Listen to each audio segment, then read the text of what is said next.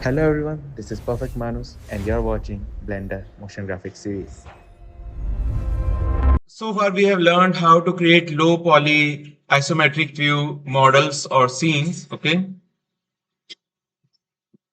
In today's class, we'll be moving forward with the animation part. So the things that we have made, we have to showcase them. Okay. That totally depends on your own original idea, how you want it to be showcased. But we'll be discussing few animation tricks that you can add into your isometric view models.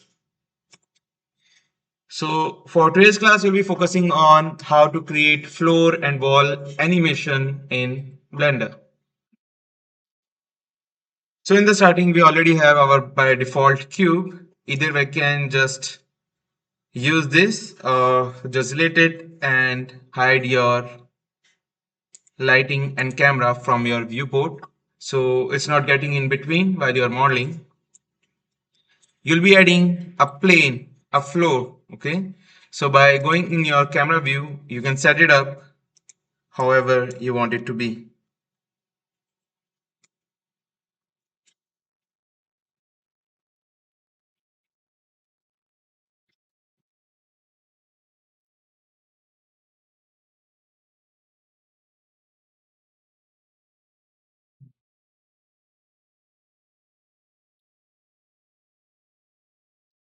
So this is our floor. We'll be creating its wall by going into the edge selection mode. We extrude it in Z direction and let's say we have created its wall. So to animate this wall separately, we have to separate them out from this whole mesh. So right now it's floor. We go in the edit mode, we select these faces and press P for separation. Similarly for these all also. And we come out of it and rename them as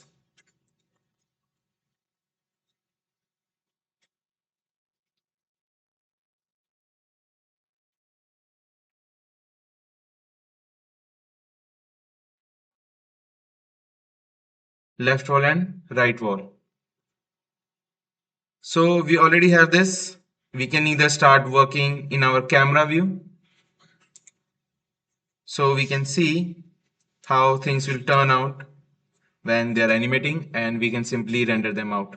So the concept is right now you're seeing this in a perspective view. You can simply click here and you'll be able to see it in a isometric view, but it's just for your view. If you try to render it out, it won't look the same. It will look like this in your camera settings. So first we'll be setting up how you have to fix these things. Just select on your camera by clicking here, and here you'll be seeing data, the camera data option. So here from perspective, you have to simply change it to orthographic. And you will now find out that it looks the same with camera and without camera. You can again fix the position by changing its focal length. Okay. Now that we are here, we have its data. So there are two things. First, we'll be introducing a new modifier. And second, you can just animate it by using its transformations value. Okay. These values you can use to animate this item. So the first one we'll be using by modifier. You simply have to go in the modifier section while that wall is selected and you search simple deform. Okay. Here in the simple deform, you have four types of tricks you can use on this wall. First is twist. Right now, it's not able to happen because it doesn't have that many divisions. So if you come in your edit mode, or you can just disable it into your viewport on the screen, you can give it a number of divisions. As many division means the more smoother animation or turns. Okay. Coming out of it, now applying this and you try to rotate it. But what's happening right now is you're rotating it along x-axis. You want it to rotate along z-axis. Okay. This is something which twist will do. Okay. But for today's class, we'll be focusing on bend. We want it to be folded and open up while animating. Okay. For animation, we can either use without the new object that we are adding here, that is called empty. Okay. In the arrow option, why we are choosing it to control this panel more properly. Okay. You can either just do it without it, or you can also use this empty. So to assign this empty, either you can just click on the picker and you can come up here and try to click on that empty. But sometimes it can get harder. You simply click here and you will have the list of object that is in your scene. From here, either select search empty, or you can simply select the empty one. Once it's assigned, you can see that it's rotating into that Z direction. You can try to find out in other directions also. But the issue right now main is, while it's stuck to that Z direction, it's not revolving around it because the original object was this plane. Its orientation is different from this one. So what you have to do here is you have to try these rotational values to figure out which one suits best. Okay, so I guess this one, and you have to rotate it either in positive or negative 90-degree to check if your object is rotating properly. Once it's done till here, you have to move it to the location you want it to be animated at, or you can just look at how it will look for starting and the ending animation parts. So if it will be 0-degree, it will be straightened up. If it will be 360-degree, it will be something like this.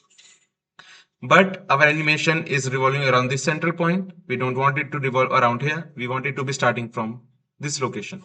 So either you can move it by moving your 3D cursor here and then the object, or you can just do it manually by figuring it out yourself. Let's say you take it somewhere around here. Okay. Or we already know that these are 1 meter chunks. Okay. We can move it by 2 meter in x direction, minus 2 meter, or 1, I guess. And in y direction, positive, yes, 1 direction.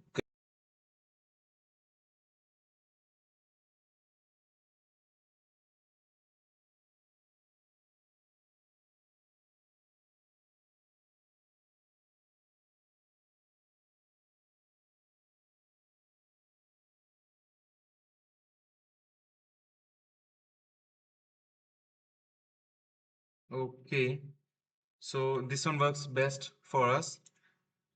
From here onwards, we have this degree. If we now we can check it if it's working fine. Okay, so now you can see that at the 0-degree angle, it's opening in right direction.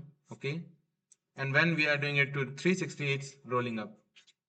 It's on you if you want your animation to be open from inside or outside of the wall. So basically we want it to be open from the outside, not coming from inside the wall.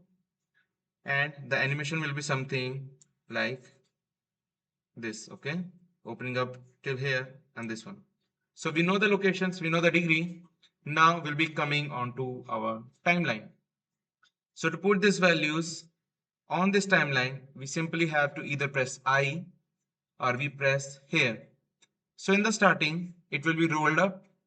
So you press this option, and by let's say 30 frame, it will be at the 0-degree, and we again click here.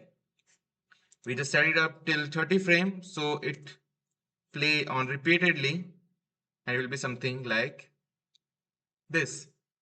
To make the animation much more smoother, you have few options here. You have to select these two by pressing shift together, and you right click here.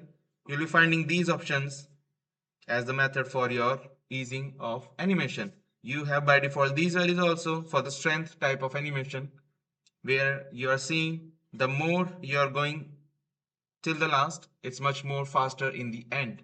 So if you want the ending to be much more smoother, you can click on ease out or just ask it to automatically arrange the animation. Okay, so ease out or ease in can both work fine, but in the ending we want it to be getting a little bit slower. Okay, so we'll be selecting on ease out now. Okay, so now we have this. We have to make it disappear first because we doesn't want it to be suddenly appear at the first frame at this size and then start opening. We want it to be disappearing and then appear at some frames. After that frame, we can make it appear and then the animation can start happening. To make it happen, its work is done till modifier. Okay, so we just hide it from here. Here you have to work with this transform location. So in the ending, you already want that you want this animation to be its last animation. Okay, to create its animation regarding this corner. Okay, so we are revolving around this corner and we'll be trying to trying to hide it on this particular edge. To move it onto that edge, what we have to do is have to go in the edit mode. In the vertex selection, clicking on that vertex and moving your cursor to the selected one. Second thing, you have to change this central point which is already here because it was a part of this plane first. We have to move it again there. So the animation or the resizing we'll be doing is around that particular point. To move it there, we click on Object, Set Origin and Origin to 3D Cursor. You will see that that yellow origin is moved onto that edge or that corner. Now that we have everything in place, we'll be adding the timeline with their transform values. So simply pressing I, you will notice that it all get yellowish because its value is stuck on the timeline now. So it is the last frame. We want it to be something like this, but for the starting frame, we doesn't want it to appear suddenly in this form. Okay, so it will be, let's say, something. For now, we have it here. We again press I on the screen. Its location is also here. But the main issue is you're not seeing them separately. The animation part timeline and the transform part timeline is not separated out. To make it separate, you have to press here, and this will open up these values separately. You can see the object transformation value. So only this line you have to move for the transformation.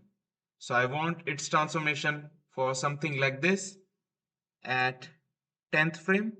Okay, so I have moved it and you'll be noticing all these frames have moved. So these were animation frames and these were your transform values frame. While they were under there, you won't be able to select them individually until you come up here and select only on the object transformations timeline or keyframes. Okay, so we call these things keyframe.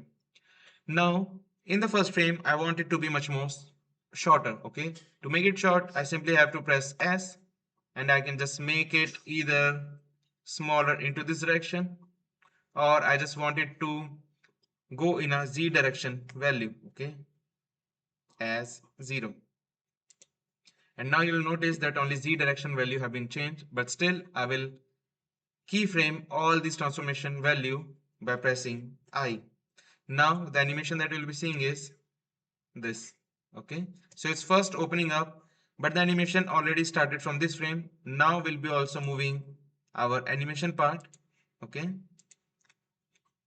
to 10th frame. So once it appears, only after that its animation start to happen. So now it's opening, then your animation is starting. Okay, I think it's clear till here. And we press all and trying to ease out the animation. Okay, or ease in, ease out. And our first animation have been done. Now for this one, we'll be choosing something different. So our wall is suddenly appearing, okay? If we are just using the transformation value, it can happen that the ending value, that is our 30th frame. So always remember, we first have to constraint or keyframe the ending value so that we can start animating. Before we constraint them here or we keyframe them, we again have to move its central point to somewhere that is at that point. So we again go on object, set transform to 3D cursor. Okay, now it will appear from this side That is why we have moved the center point there, because if it doesn't happen first, you will notice that these values are 0, 0, 0. But after I do it, these get -1, 1 and 0. This is the location of that place. Now this location I will be holding here by pressing I. So these get keyframed here. Okay. And from here, you can start to change its position. So the ending was this. Let's say at the 20th frame, it was something in the Z direction like this. You again press I, and it started from first frame S in X direction. I press 0. Okay. So it's not appearing from there, and I save its location and everything value there. So for the animation part, you're not seeing anything. I will also hide empty now. Okay. And come into the camera view. It will be something like this. Okay. Maybe it's too fast for us. So we'll be increasing the frames to, let's say, 40 and moving the other ending parts only till there.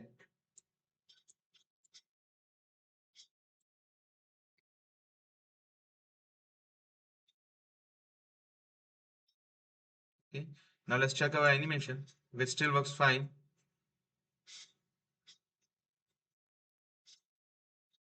This is for your wall transform value. So it's a little bit slower. Okay. We want it to be a little bit faster. We move it a little bit early, and the ending can be a bit slower. Or let's just change its transform animation by clicking here and pressing right click, and we can do ease in. So the starting will be slow and ending will be try a little bit faster. Okay. Once it's done till here, we'll be moving on to our next animation, that is for the floor. That can be a little bit simpler. For this specific animation, again we can move the central point to that location by pressing on object, set origin to 3D cursor. Okay, or we can just make it appear from the center. So the ending value is this, I, the first value, let's say S and 0, and I. So it will be something like this. Okay. So you can create any of these type of animation by simply knowing the difference between the transform value, keyframing, and the modifier that was simple before. So that was all for today's class.